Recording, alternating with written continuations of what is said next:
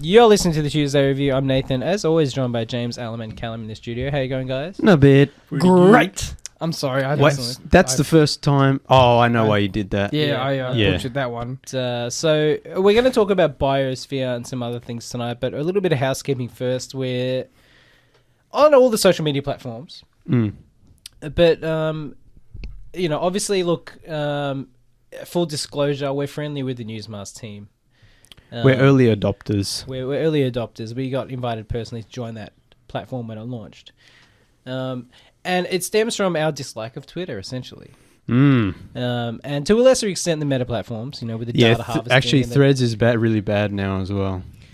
But, if Facebook and Instagram, as I guess innocent as they seem, they still sell all your data. Yeah. And they're both run by reptilians. Yeah.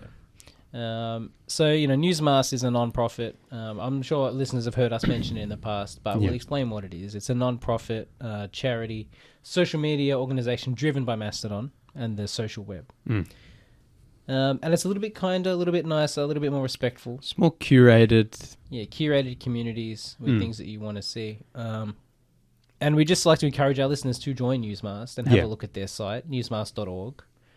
And maybe join us there as we'll do some special things in there. Maybe we'll try and curate our own community on Newsmaster. It's still kind of new and lacking some features, but it's growing. And we've been getting a peek behind the scenes about the process and how it's growing, and it's going to be connecting to a lot more things that people are interested in. And so. I've been very vocal about how much I hate Twitter, and then I was like, we have to get off Twitter and get on Threads, and then now Threads is kind of going down the toilet as well, and it's hard to abandon these platforms completely, especially when you're trying to grow your own show. We're trying to reach an audience. Unfortunately, you have to go where the people are. And Twitter's the behemoth that is a little bit hard to it's hard to take down. But my point is, on Newsmaster, because it's charity, it's non-profit, so it's not about selling your data or selling ads, and it's also curated, so it's just people talking about different topics, and it's not full of toxic garbage and right-wing psychos and stuff like that. With that being said, I think it's very important, and Newsmaster maintains it, that they allow equal opportunity for everyone to present their views. But there's always a difference between presenting your views and then just letting bots run wild that are either spewing some kind of pornographic nonsense, or something that's very clearly fake, and just some kind of propaganda for misinformation, disinformation. Disinformation is the point I was going to bring up. There's a difference between, letting people espouse their views and then just spreading misinformation. At least on Newsmaster, I can say, hey, I don't like this, and then it'll probably get deleted because you got to back it up with facts. Yeah, there's currently not any. I don't know. farms. Look, under the Donald Trump years, facts were kind of optional, and something that you could alternative. suit. You could change the facts to suit the narrative. But we're hoping we can escape that a little bit on Newsmaster, and we're encouraging our listeners to join us on Newsmaster. And so hopefully we'll be more active there, and if you can create an account, follow us there, and it's growing, so there'll be more there than just us. No, there's a lot of people there already. It's because it was part of the social web. It's also linked in with kind of the other. It gets feeds from some of the other social web, and that's growing as well. Which is growing. And soon Threads and Blue Sky will be connecting to it as well. So you kind of get maybe not all of Threads, but hopefully we'll get a nicer curated list of the important things. But, I just thought we'd better bring that up again. Full disclosure. We are biased towards Newsmaster. And we are friendly but with also, their team. Especially me, who's like I said, I want to get off Twitter permanently. If Newsmaster does take off, that's great. For Newsmaster, but also for us, because it's all right, we can actually get onto a platform that's not super toxic.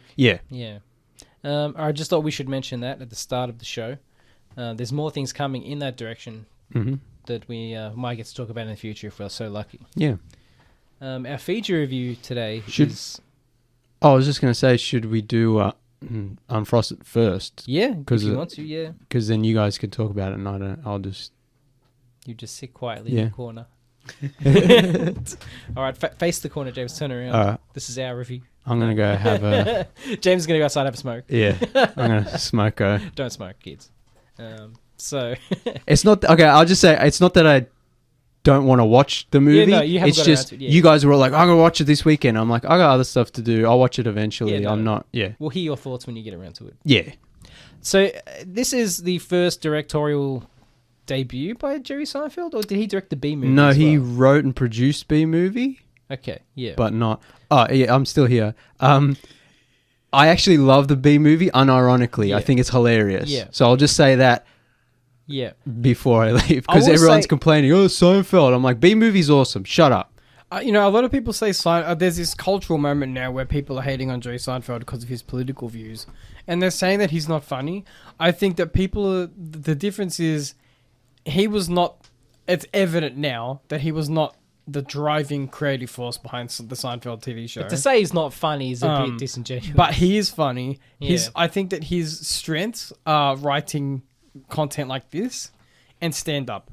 I Yeah. don't like. It's obvious that Larry David was like the creative spirit behind Seinfeld because of you look at Yeah. his legacy. But with that Kirk. also discounts a lot of what Jerry Seinfeld did for Seinfeld as well. Yeah, I'm not saying he wasn't involved.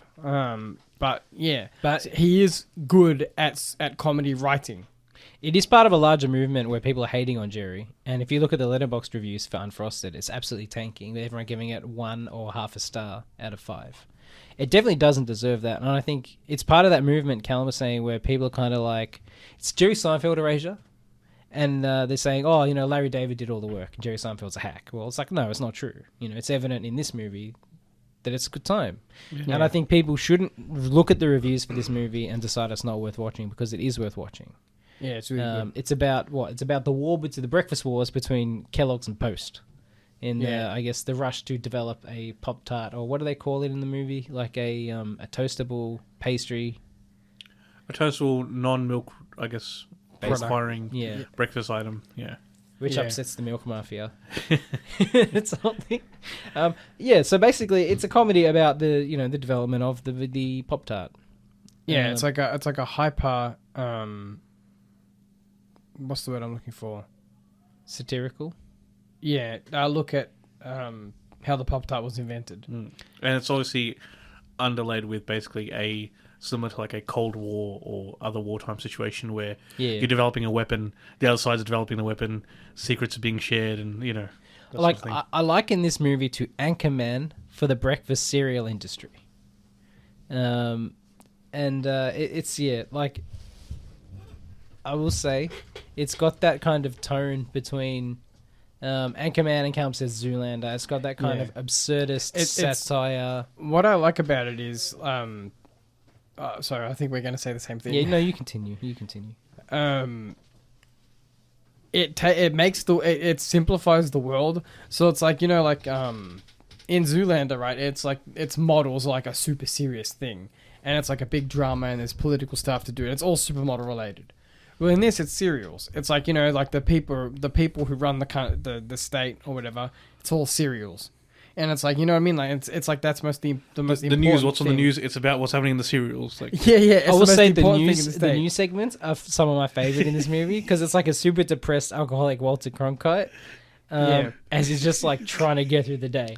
Yeah, I love that. breaking I down. pay the bills. What is it? I pay the bills. I'll drink as much as I want. goddamn want to. I'm like amazing. How can you not like this movie? Yeah. Go Yeah, on, I just Callum, love sorry. comedies like that, and so that's what this gives us. That in spades, this kind of like strange, surreal world, Yeah, like surreal America. if you liked Anchorman, you'll like this movie. I feel it's got those same kind of tones. It's safer. It doesn't maybe push the edge as Yeah. much. I feel like if this movie starred Will Ferrell or like a Kevin Hart type figure, it will be massive. Oh yeah, And everyone will be loving it. But because it stars Jerry Seinfeld, it must be trash. if this came out in the 2000s and it had a theatrical run, it would have gone gangbusters. yeah. yeah. I know. I do believe that too. Yeah, It just has that lovely 90s movie feel, like early 90s kind of, like just upbeat music and, silly things going on. it's not super serious. It's yeah. super serial. Gives me some, like, Matilda vibes in a way. Yeah. Yeah. And Richie Rich vibes in some aspects. Obviously, I think it's important, again, and like not to labor the point, sorry.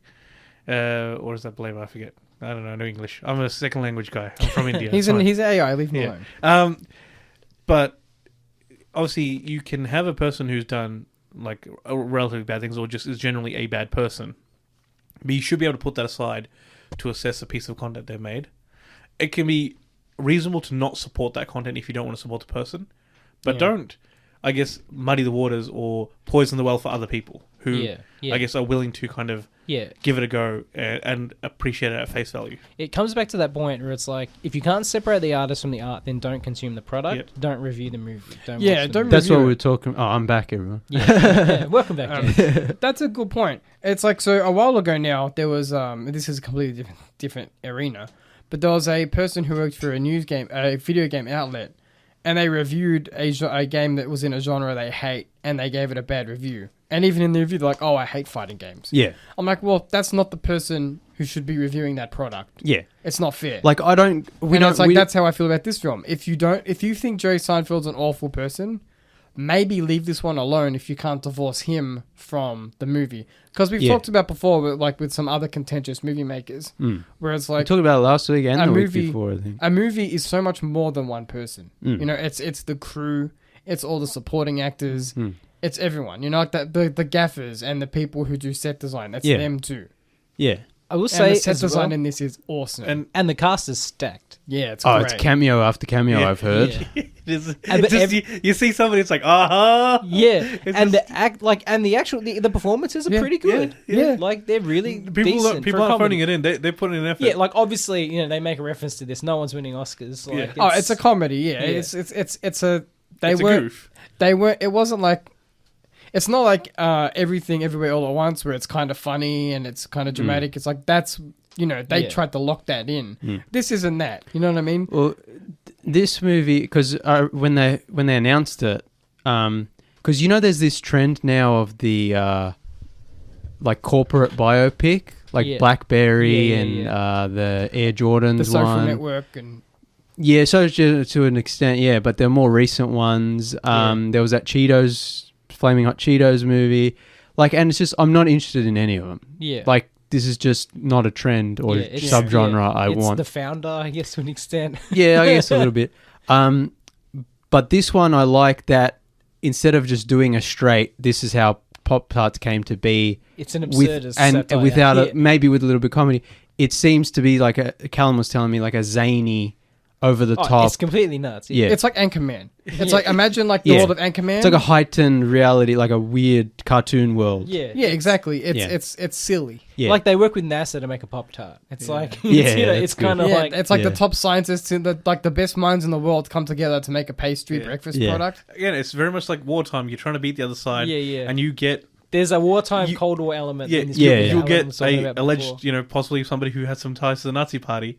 And they're like, one of your dudes. And it's just like, but it's just a funny time. Like, no, it is much better than you would assume by looking at the reviews. Yeah, I encourage people to watch it. It's like it's a breezy hour and a half. It's good time. Yeah. It's I said to Nathan after I watched it, I could watch it once a year, but it's one of those movies you could have one in the background as well, because it's like not to.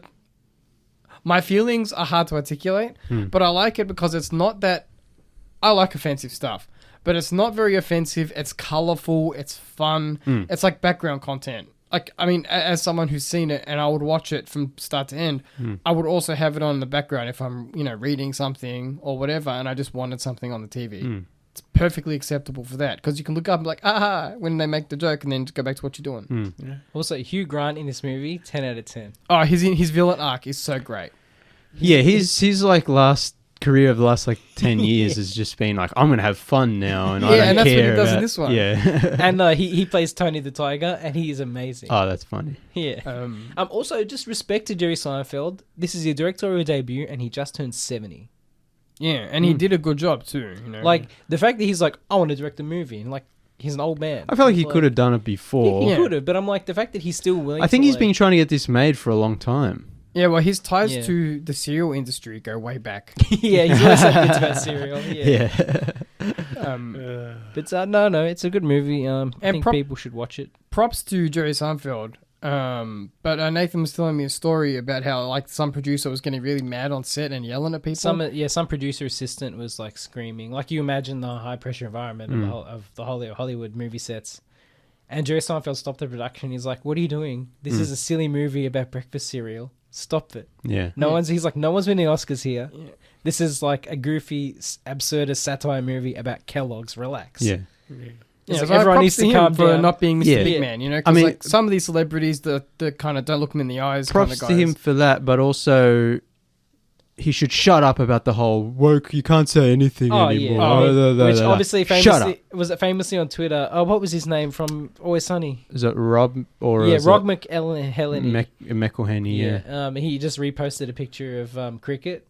Yeah. From Always Sunny in Philadelphia, and yeah. he's like, I'm not so sure about that.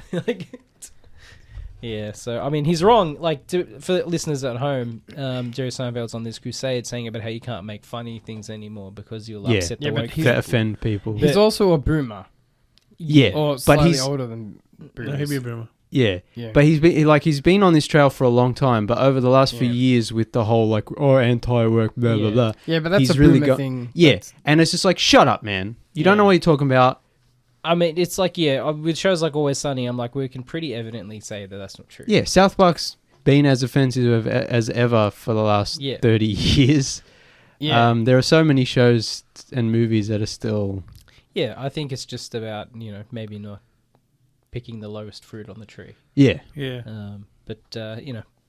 Moving on, I think it's a good movie. It is a good Netflix movie, which is another thing it's probably being review bombed for. Yeah, that's true. It's the perfect storm of like Jerry Seinfeld, people not liking him, and people not liking Netflix, and they're just review bombing it to prove a point. Yeah, but you know how I always complain about movies as content? Yeah. I think the argument could be made that this... No, we were saying before you got back in the studio from your smoko, that if this movie was like exactly the same, but it featured like a 2000s or 90s lead, and the movie was exactly the same. Yeah, if you put Will Ferrell or Kevin Hart in the lead, this movie would have gone gangbusters. I sincerely think that this movie, if it had a theatrical run, exactly it is now, with a different lead, in the right place at the right time, would have been huge summer blockbuster. Yeah, no, this isn't movies as content. This is a vision of a movie. Like whether you like it or not is a different argument. It's like it's definitely Seinfeld's distilled idea. And I think... Well, I mean, like I said, he was trying to get it made for a while, so it's not like Netflix was like, we need a Pop-Tart movie. Yeah, it's not like Netflix generic movie 4051. Yeah, that's fair enough.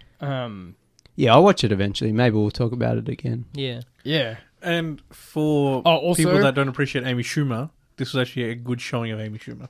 She did. I wasn't. She didn't annoy me. Yeah. No, I wasn't annoyed. Yeah. Also, it has. I'm not going to spoil it for you. Yeah. But it has a really great Apocalypse Now reference at the end of the film. Oh, awesome. And there's cameos abound. To people enjoy the cameos in this film. Like, as much as we like to talk more about them, I think we'll leave it for a surprise. I think the one thing I will talk about when I watch it, we could do a spoiler. Yeah. We'll come back to it and do a complete spoiler review later on, because it'll be a good discussion with the spoilers. Stay tuned when we come back to it, and James is like, "It stinks." Yeah, I'll probably. It stinks. No, you know what? Probably will. I think James will think it's okay. That's what I reckon. I think I'll appreciate some of the zaniness, but it's also... I don't think you're going to hate it. It might not be your favorite movie. Yeah. But because I like zany comedy, but I also... A lot of my problems with a lot of movies and comedies, especially recent ones, is the filmmaking and how the filmmaking is just not good anymore. So I think that will affect my...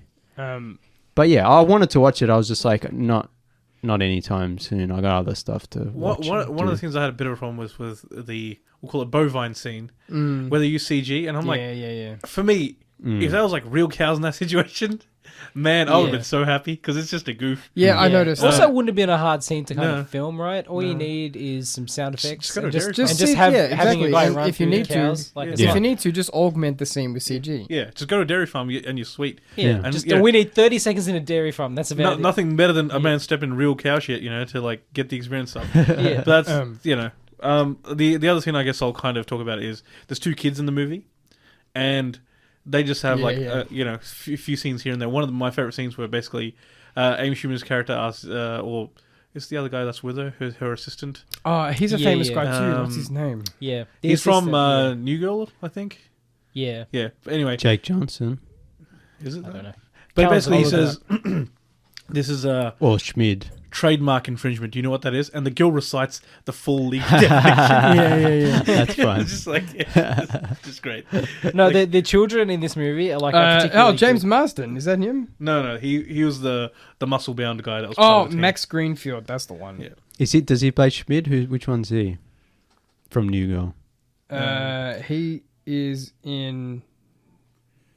Man, This is great podcasting. Great This is great podcast. radio. no, I don't know because I don't Yeah, watch New but Girl. That's all right. Can you show? It doesn't matter. It's not really important. It's just when Alan said, "Yeah, that's Schmid." I'm pretty sure. Yeah. I can't see that far, but yeah. But yeah, basically, it's just goofy scenes.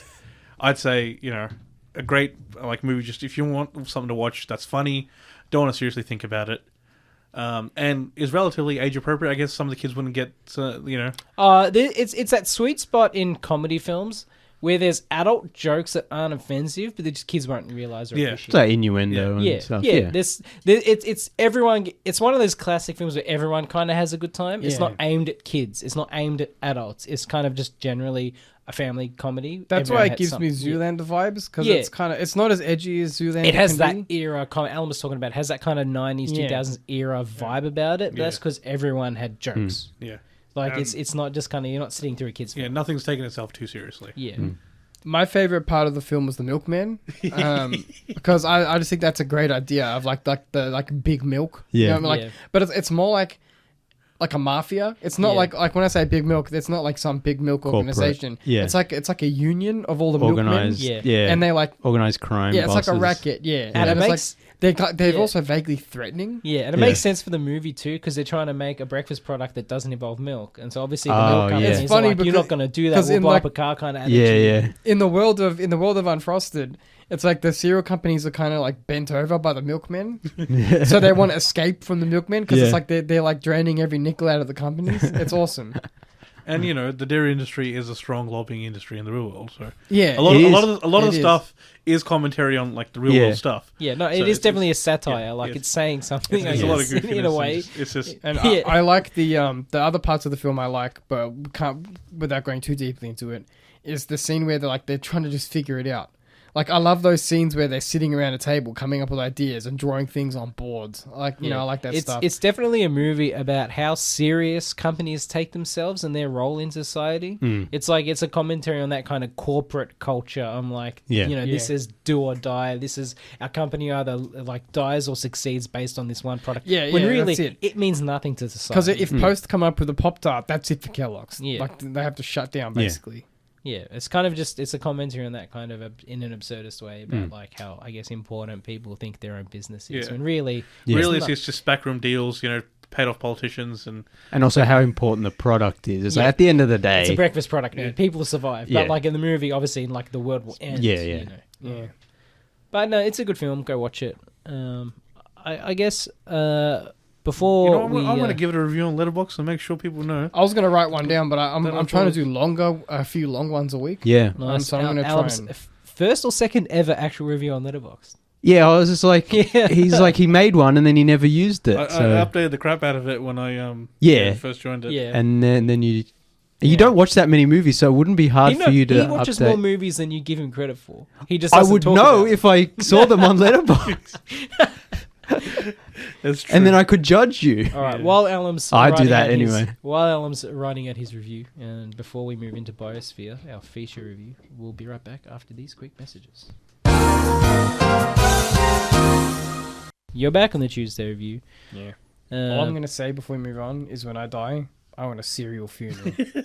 yeah, that was amazing. See, James has no idea what. Yeah. Oh, I'm excited. just A got- full honors cereal funeral. Yeah. Yeah. That I was can't, amazing. you know, all this talk about cereal, I kind of want to go and get some Oh, yeah, look, disgustingly I told sweet. you I want to eat a Pop-Tart. It's so bad. We should go get Pop-Tarts. Pop-Tarts aren't even that good. They're not, but I want one. But- 'Cause the What I marketing- want, They're not that good, but I can eat a whole Look. box of them. I want a bowl of Kellogg's Crunchy Nut. Yeah. Ugh.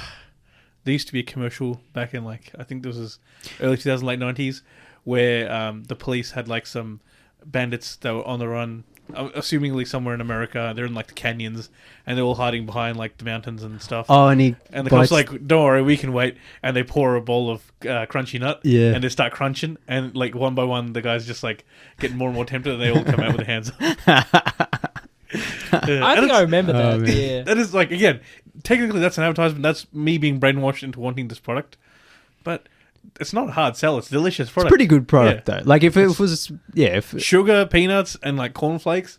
yeah. You know, who's complaining? Also, like Australian cereal is like we have a few, whereas American cereal they have so many different kinds, and they have so many ones that are like just pure sugar, and like I do envy that they can just get all kind of crazy stuff, even though most of it's probably garbage. Yeah. But when you're selling marshmallows as cereal, it's yeah. like, But sometimes, like, you know, you go to one of those vape shops and they have like the American candy section American and confectionery stores in Australia. Thank you. Yeah, it's it was at Costco. They had these they were like you know those pillow cereals. They're like a pillow or something filled with something. Yeah, but this is like incredibly unhealthy. It was like some kind of strawberry-esque pillow filled with like some like cream cheese filling, like sweetened cream cheese. Oh, nice. And they had to write "great with milk." Nowhere on it did it say breakfast cereal or breakfast because they legally couldn't do that. It was so much sugar. It's basically like a snack. It was so bad for you. It was just some kind of like snack, and it says "great with milk." It's like the whole Subway and Ireland distinction. It's technically a cake. Oh yeah, because it's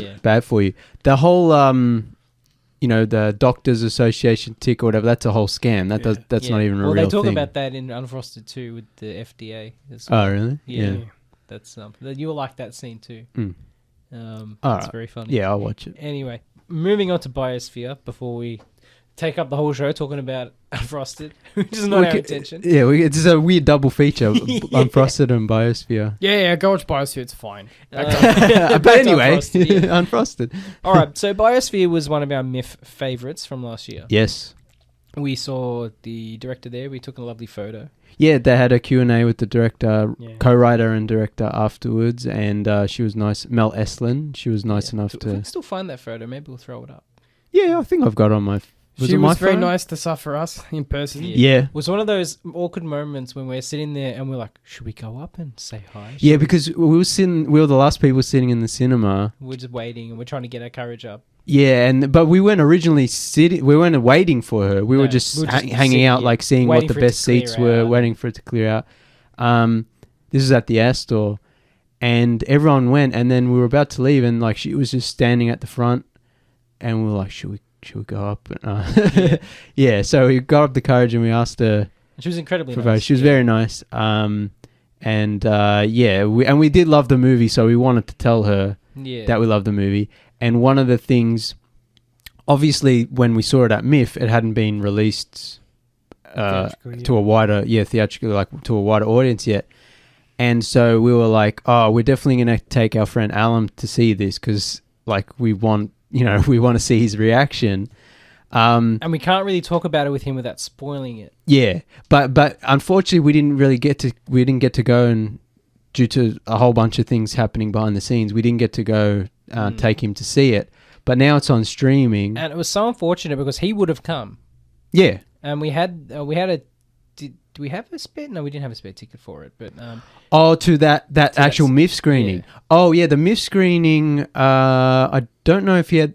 Because I know for some movies we'd booked the extra ticket. Yeah. Yes. But Alan couldn't come because of family. But he couldn't come to that one. Yeah, but then remember when it came out, like a wider release, and we couldn't go to that either. Yeah. So Alan missed out through no fault of his own.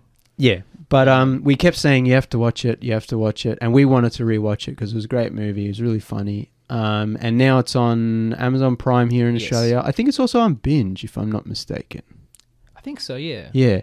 And I guess in the US it would be on HBO Max. I'd say the quality would be better on Amazon Prime though. So watch it on Amazon Prime. Yeah. Stay away from Pinterest.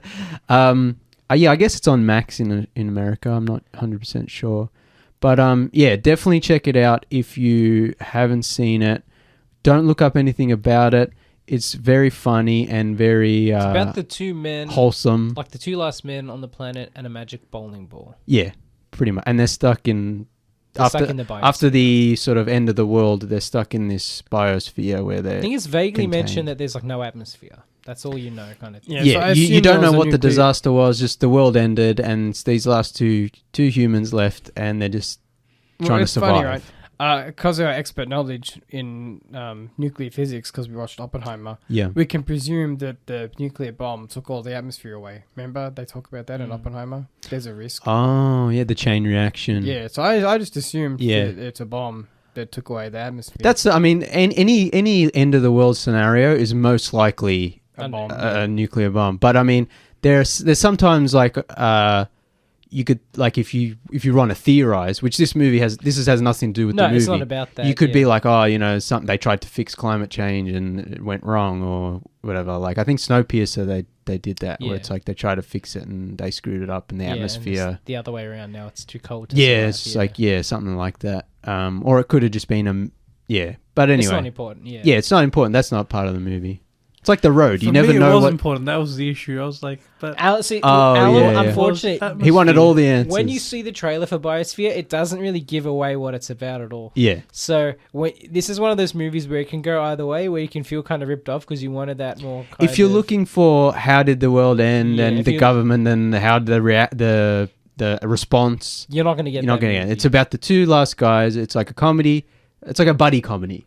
Essentially, It's two friends who are stuck in this little environment trying to survive the end of the world.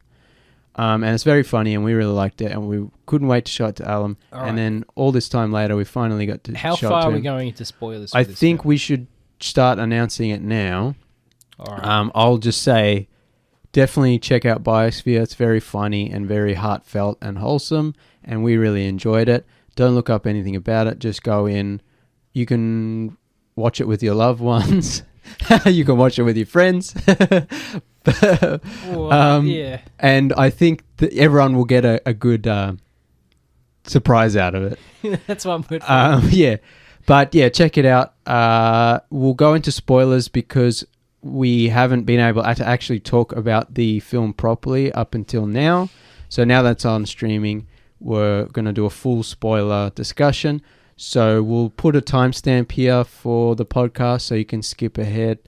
So watch the movie first and then listen to this, because honestly, you don't want to have the surprises ruined for you. Yeah.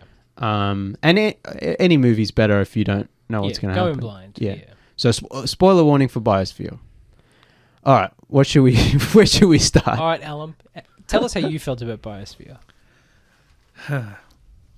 Look, overall, I thought it was an okay film. I'm not going to say it was anything amazing or anything terrible either. It was done on a budget. Keep that in mind. It was filmed during COVID on a budget. I think a lot of our kind of, I guess, aura of the movie comes from the fact that we were in the audience with everyone else, seeing also being communally. This is one of the reasons we wanted to take you to the cinema to see it. Is seeing it at MIF with a packed audience, and everyone's seeing the same kind of revelations, at hearing the the gasps. Yeah. Everyone was like, and we were like looking at each other, being like, "Oh my god," and like laughing. And I think I told this story on one of our MIF episodes where there's this older gentleman sitting next to me on this side, and being of like his age, I was like, I don't know how he's going to feel about some of the reveal and some of the humor, but he was really into it, and he was giving that old man like, oh. He's like, oh yes, yeah. Even he was enjoying it. So that, I think, definitely enhanced our viewing, our viewing experience and enjoyment. But also having watched it the second time just with you guys at home, I think it's still a very good movie. Oh, and my rating of it and my opinion of it hasn't changed. Yeah, same. I think we also accidentally hyped it up to Alan, which maybe is I did not watch a trailer or anything. I just knew that it was two I guess friends that are living in the apocalypse kind of situation. I think we probably did hype Alum up a little bit too much, but that's also somewhat rose-tinted glasses from our experience seeing it. And not saying it's not a because great we wanted movie. to, especially me, I wanted to see his reaction to the reveals and the. Alum's a manly predicted. Man. All right, Alum's a manly because man. Alum's Mr. Toxic Masculinity. So I'm a real man. Yeah. I'm an AI, but I'm a real man. Yeah, My programmer. We coded him. My programmer was a real man. Whoever that's a mystery. Whoever coded the Alum AI was some sort of edgelord. From the Andrew Tate School of Philosophy. Yeah, probably. Sorry, Alan, you're a top G. Well, again, I had some ideas, and some of them obviously came to fruition about how the film would go. Yeah. Again, I think I had an expectation of a little more of the what went down. How did this apocalypse happen? Like, what's out there? Because the set was actually wonderfully done. Yeah. I thought that biosphere that they created for the actual film, that was like excellent. And especially because it's so small, and I think one of the really great things about this movie is the cinematography is really good, and the camera work and stuff, and the editing, and it always feels varied. You never get sick of seeing the same, even though it's a very small area, and it's just these two characters the whole movie. It's very well paced, and you never get sick of seeing this environment. It's always kind of shown from different angles, and it's shot well. And the glass, I guess, part of the dome, it's always reflective because you can't really see outside. But you never spot the camera or anything. It's very yeah. It's very well done, very well shot. So I'm guessing Alan came into this expecting some sort of a prison rules kind of vibe. So I think when we said to Alan, somebody told me something about a magic bowling ball. I was expecting that bowling ball to hit somebody at least.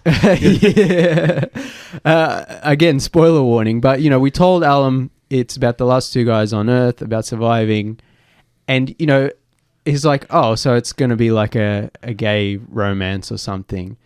And we were like, technically no. Yeah. So on the gay scale, nothing happens. Technically. So certain things happen in the film. All right, so we'll just get down to it. Mark Duplass's character Billy turns into, I guess, physically a woman. His genitals, like certain species of frogs and fish, and they change from for the excessive need for survival, for the environmental pressure, like the need to have procreate. Some species will change from male to female so that they can reproduce. And there's kind happens commonly in clownfish. So when you think about Finding Nemo, it's a troublesome situation. Isn't it? But the movie kind of asks the question: what would that look like in humans? Yeah. And so kind of that's what the movie's really about. And so when Alan's like, "Is it gay?" We're just kind of like, not technically. Technically, no. All right, so we quote Seinfeld, not that there's anything wrong. Not that there's anything wrong with that. We're allies. In yeah. We're so this film exists on the queer scale. 100%, but it's not homosexual. In a technical sense. Yeah, no balls touch. It's definitely a queer movie. No balls touch. Yeah. So that's true, yeah. if that's that's how we're ruling it. I mean, if that's what in some parts of the world do. There's nothing more manly than having sex with a man, if you think about it. I mean, yeah. Andrew Tate argues that on Twitter. It's funny. Yeah, we'll talk about this off air. We're getting off the rail. You can be very straight and be kissing the homies goodnight. It's especially when you're the last two people left. Like, you got to take care of the homies. Yeah. So I understand that. But we're just joking, everyone. Like we're just being silly. Like we're silly. Because for me, like finding a little bit more about who made the film, it did hit me that it's like you've got this person who, who's generally a stupid person. I think. Oh, you mean Billy? Billy is generally a stupid Mark person. Duplass's character. Yeah, so kind of it's Billy is Mark Duplass's character, and Ray, who is Sterling K. Brown's character. Yeah, I love Sterling K. Brown. Oh, he's so good in this. In this movie, he's amazing. The bit where he's doing the weights to psych himself up, and that was funniest thing I've ever seen. That was unscripted. Yeah, that bit was so funny because he would pump these weights at him during just like while they were like getting ready for the next shot. Yeah. And so they were like, wouldn't it be funny if I was doing this while kind of battling with my own masculinity and like kind of like he's so trying to get his head around the situation. One of the reasons this movie works is because both the performances are great, and they spend the whole movie as the only two characters, and so they hold it up. And Mark Duplass is great, but Sterling K. Brown is so good in this movie. Yeah. But anyway, it's those two characters. They're friends. Alan was saying Billy is not the brightest bulb. Like he's clearly like, somebody who's lucked into wherever he's lucked into, and it's revealed that he's lucked into becoming the president for some period of time, and which led to the end of the world. And his actions directly led to the end of the world. So he's most likely again a Republican president, and history would show that a lot of them do have misogynistic tendencies. Yeah, it's no secret. So. given those things, like him kind of having the comeuppance of, you know what, experience life as, you know, a woman and kind of experience this change. And the movie is see what it would be like. Yeah. The for a movie trans was 100% person or about kind of putting your gender roles, empathy, putting yourself in yeah. someone else's shoes. empathy, gender roles, what it means to be a man or Male, a woman, yeah. and kind of just like like gender It's as movie a about identity, construct. right? Yeah, because it's like, you know, this is happening to Billy, and it's like the movie is essentially about kind of like how their relationship changes, how Billy views himself. and how Ray his changes as well, because even Yeah. he's like, you know, I was raised men are men, women are exactly. women. So it's a movie about those issues, and it deals with these issues in a good way. I was thinking about this the other day. I'm like, quite often you have movies that have a message to do with, we'll say, gender identity and other kind of issues that involve, we'll say, the queer scale, right? Just ease of access. And they always market it. It's always ended up being marketed through their own decision or the decision of publishers, marketers, whatever else, as a queer movie. And like, yes, they exist, but then you're also kind of cornering, you're separating, I guess, maybe a wider audience.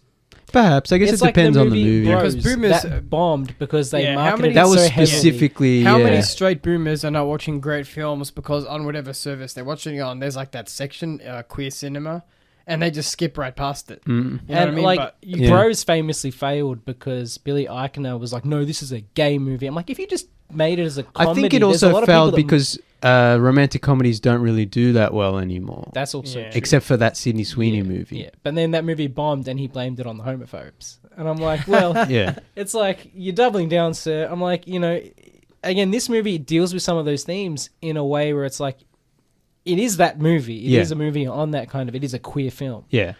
But it doesn't make it the whole, it's also it's not so that much movie's more. whole kind of Yeah. identity. Yeah. I'm like, Speaking of identities. speaking of identities, yeah. So I'm like, it does these themes in a way that kind It's of, accessible. it's accessible for everyone. And they don't realize they've watched a movie about these themes until it's finished. Yeah. I'm like, that was a good movie. This But is the kind of, I mean, but this is kind of the problem is certain people would be turned off if they knew the twist. yeah. Or But then they're too invested. no, but I mean, some people are just so bigoted that they might even turn it off or leave. But That's true. I think that's part of the problem, though. Is like we should be able to watch a movie, any movie about anyone, and not be so. Yeah, but I that's, guess what I mean is the that's- movie doesn't pigeonhole itself. Yeah, I I mean, guess look, so, I mean, yeah. don't take this the wrong way, but I think that's also kind of a naive viewpoint.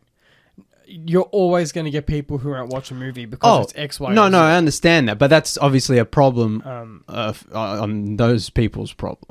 Yeah, Like yeah, being a bigot. I or think whatever. I think it's good that we're getting cinema, which can broaden people's minds, and it's accessible to a variety of people. Yeah. Whereas it's like I think more movies should do that. You know what I mean? Like more queer cinema should just be like it's a comedy or it's a drama, and like you know what I mean. And Well, I just, think like, we're slowly throw getting it out to the I universe. mean, but that's been a problem with queer representation on film for a long time. Is like you always had to have either a queer movie or the queer character was just the queer character. Yeah. But I think we're getting now where it's just like, oh, there's a sci-fi movie and these characters are gay. Okay.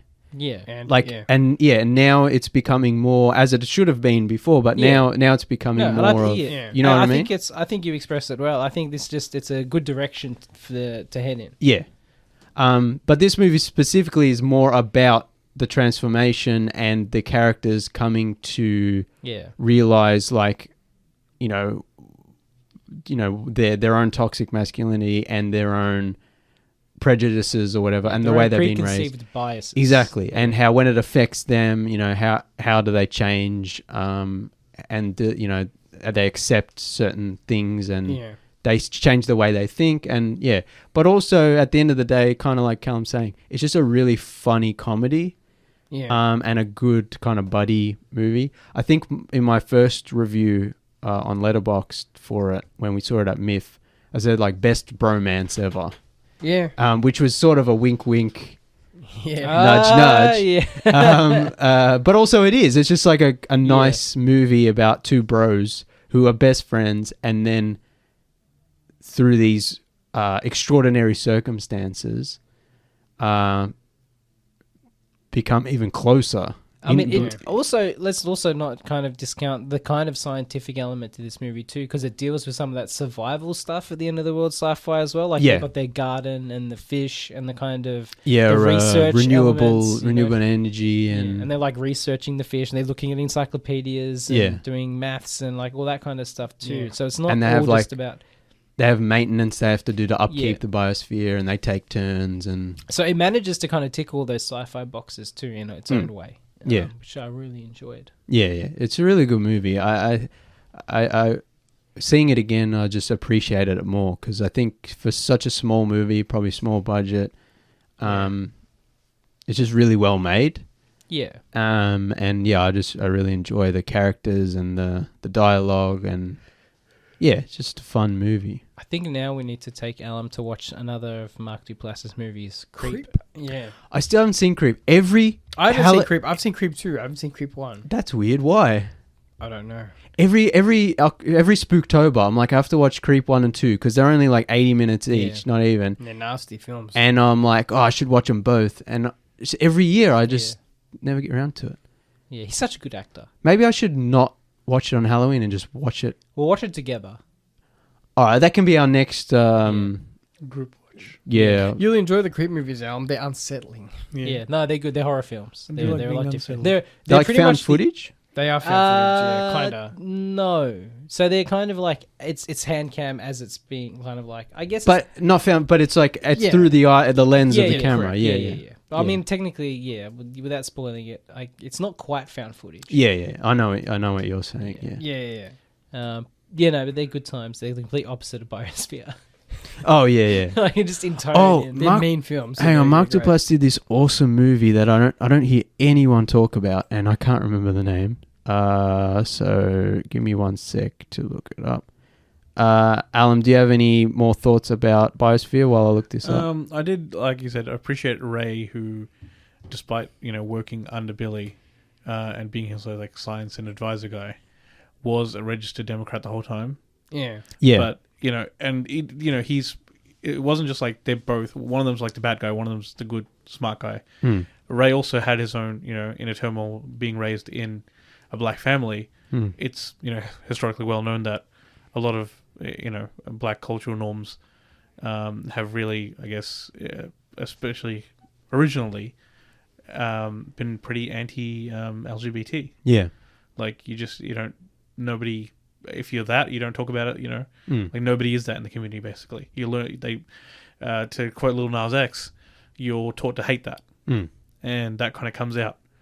And he, I guess, deals with it, which I think is is a great way of showing that you don't just have like the one idiot guy who kind of is a problem, and then the one guy who's trying to solve the problem. Yeah, and I think because Billy is just kind of the not dumb, but he's not whereas Ray is like an actual scientist and who's like done well in life, and I think that's part of the movie that we were discussing after we watched it, was that it's this kind of unequal partnership. Yeah, and they talk about it. Sometimes you're Mario and sometimes I'm Luigi. Yeah, and at the start of the movie, it's like one of us is Mario, one of us is Luigi, and at the end, it's like, well, sometimes I'm Luigi, you're Mario, and sometimes we're both Mario, sometimes we're both Luigi, and so it's not just about it's also about power dynamics between friends. Exactly, and friends and relationships, and it's just like... Mom said it's my turn on the Nintendo. and it's not just about the sort of trans or gay allegory or whatever. It's also about like having power in a relationship. We talked about Barbie, and it's just like it doesn't matter what gender or sexual identity or whatever, any sort of having power over anyone else or any inequality or having more rights than anyone else for any reason is not a good thing.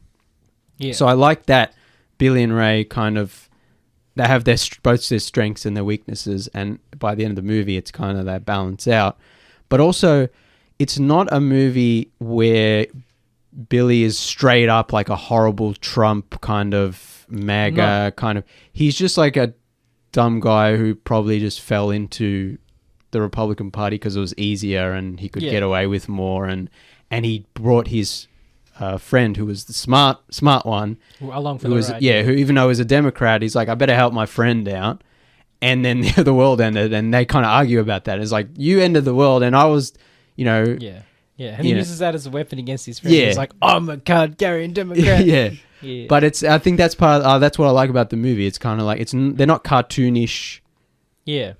Villain, like black and white villains. One's good, one's bad. It's not service level. There's a lot going on with these characters. Yeah. If it's that movie's Blue Jay, I'll slap you because I told you I love that movie. Oh, no, it's not. God damn it. I was like, have you seen it and we just haven't talked about it? No, I think you watched it and said it was good.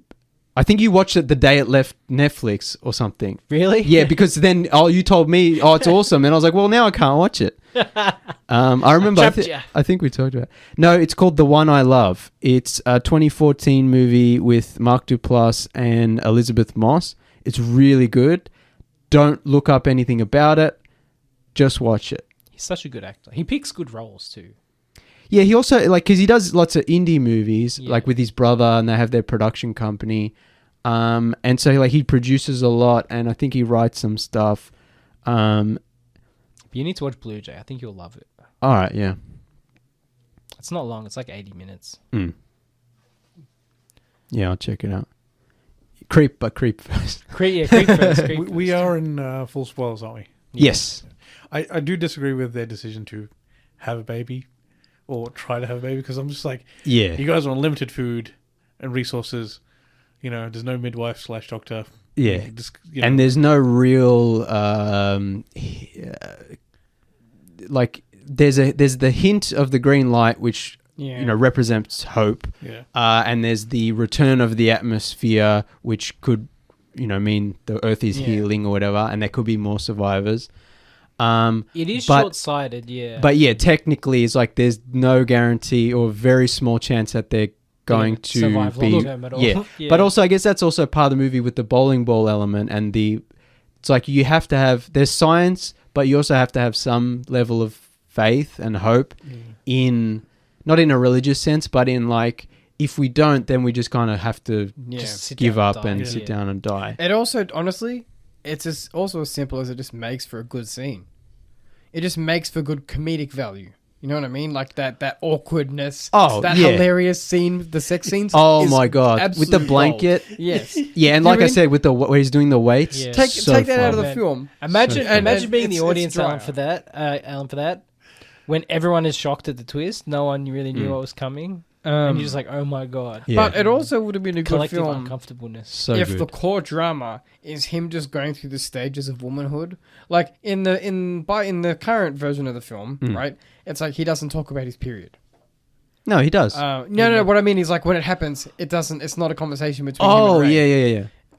And if you remove the sex element from the film and it's just about him transforming, that would be like a core part of the story, where it's like he has to deal with all this bodily trauma that he's now going through, and I guess that's what you replace it with. But I understand why they'd have the sex angle, because it's just funny. No, yeah, it's funny, but it's also it's part of the whole partnership and the survival element. Yeah. Also, there's no way his hips are going to be built for that. He's going to die. Unless Ray, one way to look at it. Yeah, I mean, I'm a pessimist, but geez, even I wasn't thinking that. No. Like, unless Ray knows how to do a cesarean, but they do talk about that too. They're like, he's like, you're worried, you're worried that baby won't survive. He's like, no, you idiot, I'm worried you won't survive. Yeah, he doesn't have womanly hips at all. No, like, think about it. He's got a man's body. Well, he was transforming, so we don't know how. That's also true. See, they should have put that in the film. Yeah, like, I'm getting wider. Yeah. No, they so he looks like invisible. What is it? Elastigirl. Thick with 2 C's. That'd be funny. Yeah, that would have been funny if he. Yeah, not just because he starts doing breasts, but also if he gets a pog. Yeah, he turns into a pog. Yeah. We're turning into a different film at this point. I reckon we're running dangerously close to a porno. That's a different movie altogether. I reckon we're running out of time. Yeah. Let's get out of here before we say something we'll regret. That's it. Still worth a watch. Very well. Yeah. I think we just hyped it up. If you saw it at MIF with us, I think you would have enjoyed it a lot more. This is one I want to see deleted scenes for as well. Yeah. Yeah, like I want to see what did they cut? Did she talk about that at the Q&A? I don't remember. I don't think so. This is like, I love Q&As, and it's like such a special thing because you're the only person who gets to hear it with the audience, and then it's like no one ever hears it again. But it's like I can't remember what the directors say and what the writers say. All right, let's end spoilers here. Do a timestamp here. Yep. And then let's outro it, because I want to shout out Newsmast again, and say, yes, we are on all the platforms: Twitter, Instagram, Blue Sky, Facebook, Threads, Newsmast, at Tuesday Review AU. But Newsmast, I think, is a really great new platform. It's curated. It's less toxic than Twitter, that I still really want to get off of. Threads is really giving me the shits lately as well. So, yeah, make a Newsmast account. Doesn't cost you anything. It's more curated. It's nicer. It's more pleasant. It doesn't bow down to the dollar. No, there's it's not about making money. Newsmast through Patreon, I believe, but that's really? That's cool. Yeah, you can subscribe to them on Patreon, but there's no ads, no nastiness. Yeah. So subscribe to no Russian influence. That's it. Yeah, that's the other thing. Join us on Newsmast. And also make sure to like and subscribe to the YouTube at Tuesday Review AU as well. Hopefully we'll have more video content up there soon. What else is there? That's it. I think you got everything. Cool. Thanks for listening, everyone. Oh, tune in next week for a very, very special episode. Our big 200th episode. Mm-hmm. We've got something special planned. It might go off the rails. Oh, 100%. Yeah. Cage match. Yeah, it's going to get real. Table letters and chairs. Yeah. That's it. Thanks for listening, everyone. We'll be back next week. Adios, cousins.